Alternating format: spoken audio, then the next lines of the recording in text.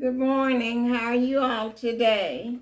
Welcome to Bible class with Andre and Betty. We're continuing our studies from the book of 1 Kings. And today we're in chapter 3. 1 Kings chapter 3. And here we will be looking at Solomon asks God for an understanding heart.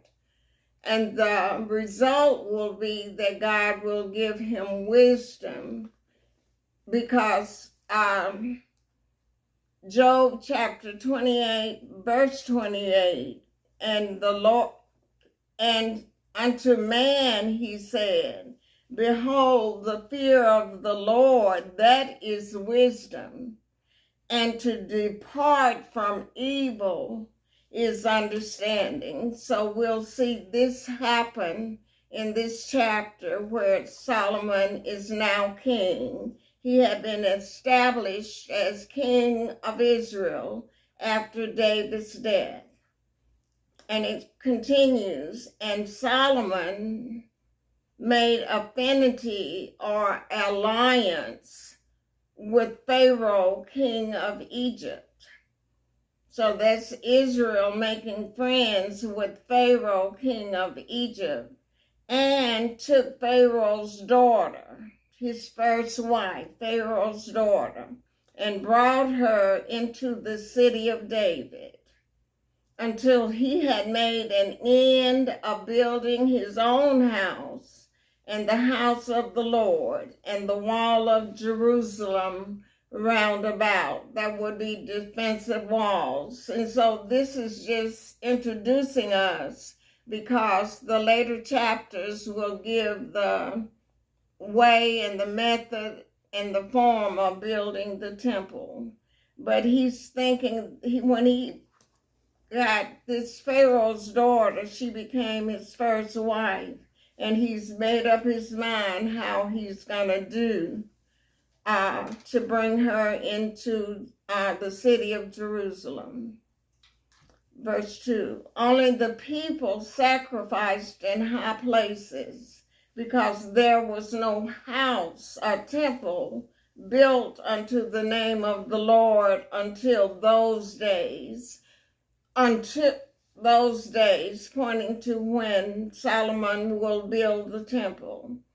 And the high places are high places to worship Jehovah God, but they're going to take these high places and start serving idols. That is in the life of the kings after Solomon dies. And then there will come Solomon's son, Rehoboam and Jeroboam, and that begins the evil hearts of kings going and making high places of idol worship.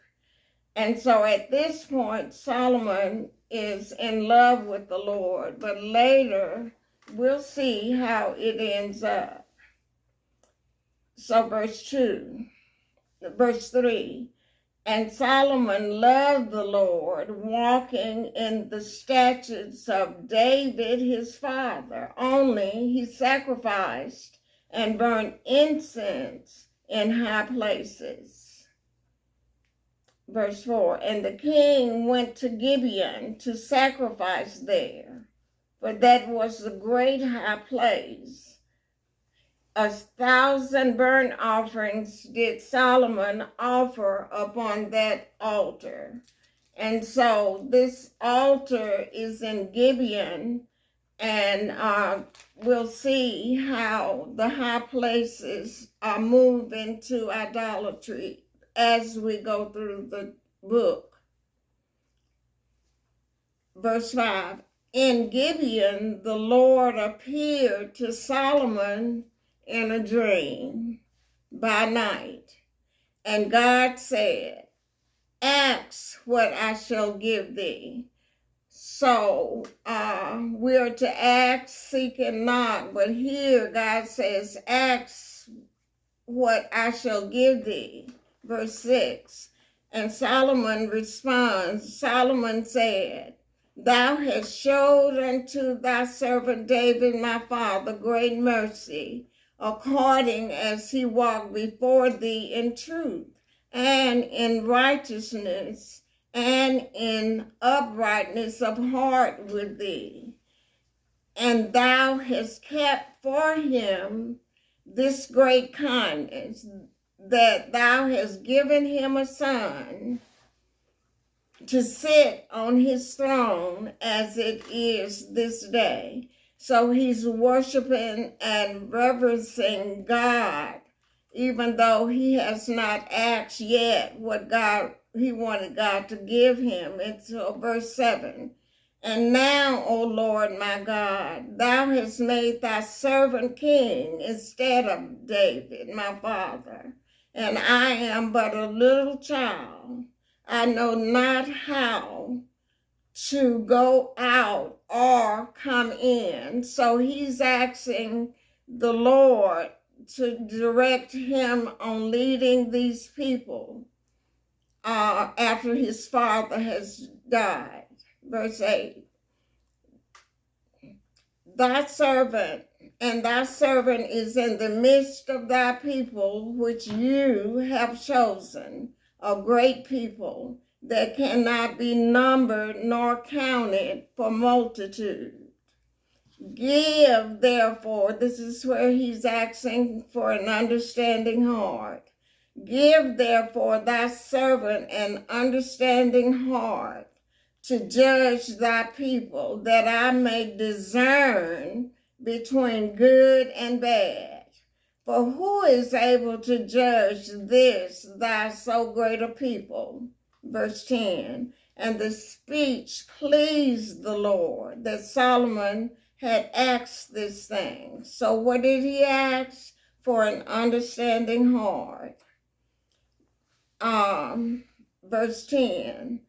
Verse 11, and God said unto him, Because thou hast asked this thing, and hast not asked for thyself long life, neither hast asked riches for thyself, nor hast asked the life of thine enemies, but you have asked for thyself understanding to discern judgment. Verse 12. Behold, I have done according to thy words. Lo, I have given thee a wise and understanding heart, so that there was none like thee before thee, neither after thee shall any arise like unto thee. Verse 13. And I have also given thee that which thou hast not asked, both riches and honor, so that there shall not be any king among any of the kings like unto thee all thy days. Now Solomon followed the way of his father, and now he's following the way of God until a certain event takes place, and we'll identify that when we get there. But God gives him this admonition of this charge. And if you will walk in my ways to keep my statutes and my commandments, as thy father David did walk, then I will lengthen thy days. And so God is instructing Solomon on what he's to do. And Solomon woke up, and behold, it was a dream. And he came to Jerusalem and stood before the ark of the covenant of the Lord, and offered up burnt offerings and offered peace offerings, and made a feast to all his servants. Verse 16. Now his wisdom will begin to be demonstrated. Verse 16. Then came there 2 women that were harlots unto the king and stood before him.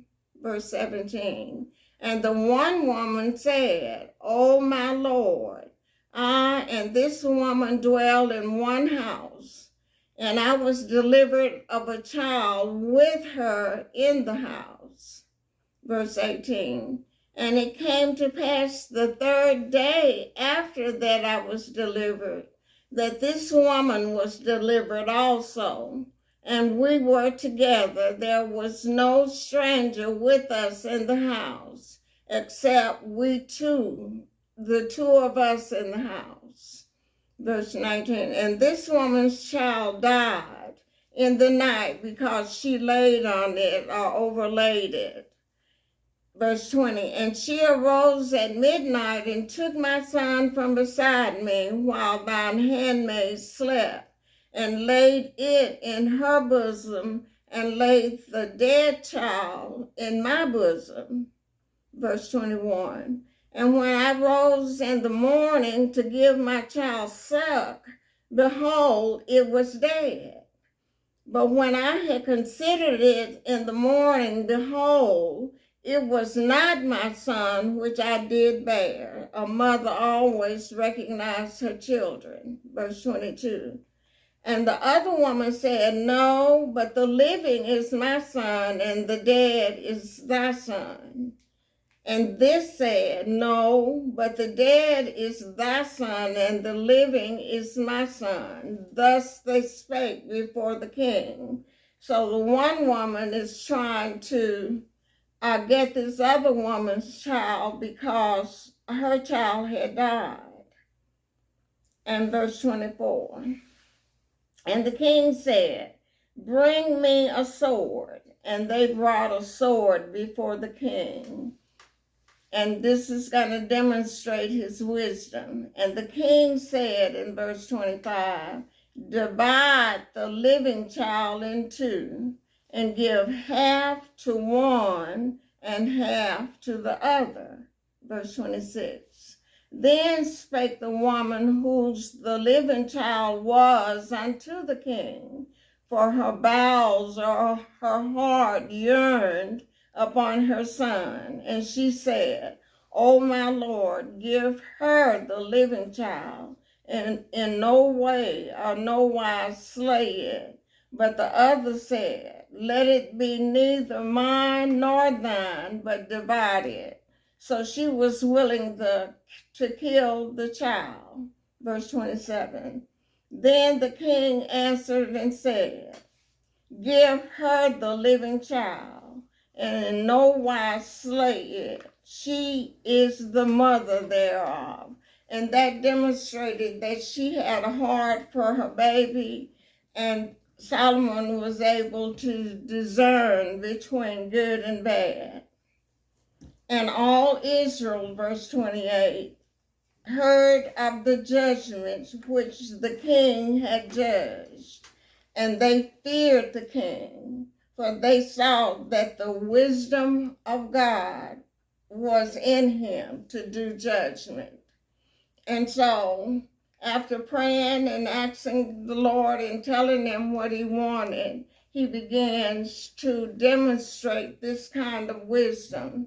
And as we read in Job, the fear of the Lord, that is wisdom, and to turn from evil, that is understanding. And wisdom comes from God. It's one of the characters of the Holy Spirit. So thank you all so much, and we'll see you next time, and have a great day.